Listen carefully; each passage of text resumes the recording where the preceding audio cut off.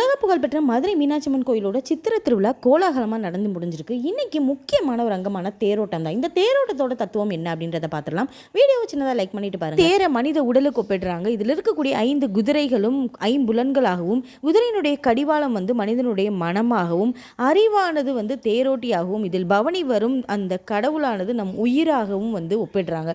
இவ்வளவு அழகா இந்த தேரை மனித உடலோடு ஒப்பிட்டு மனிதனால் ஆன்மீகத்தை உணர முடியணும் அப்படின்றதுக்காக கடவுள் இந்த தேரில் மனிதனோட அந்த ஆன்மீகத்தோட தன்மையை உணர்த்துவதற்காக இந்த தேரில் பவனி எல்லா மக்களையும் பார்த்து அருள் தரதுக்காக வர்றதாக தேரினுடைய தத்துவமாக நமக்கு சொல்லியிருக்காங்க.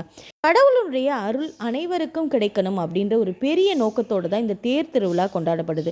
இந்த தேரை வடம் பிடிச்சு இழுக்கும் போது எல்லாருக்குள்ளேயும் ஒரு ஒற்றுமையும் மத நல்லிணக்கமும் பார்க்க முடியும். இந்த ஒரு பெரிய ஒரு நோக்கத்தோடு தான் இந்த தேர் திருவிழா கொண்டாடுறாங்க. ஸோ மதுரையில் நடக்கக்கூடிய இந்த தேர் திருவிழா ரொம்பவுமே சிறப்பானது. இந்த வீடியோ உங்களுக்கு பிடிச்சிருக்கும் அப்படின்னு நினைக்கிறேன். வீடியோ பிடிச்சிருந்துச்சு அப்படின்னா மறக்காமல் நம்ம சேனலை சப்ஸ்கிரைப் பண்ணுங்கள்.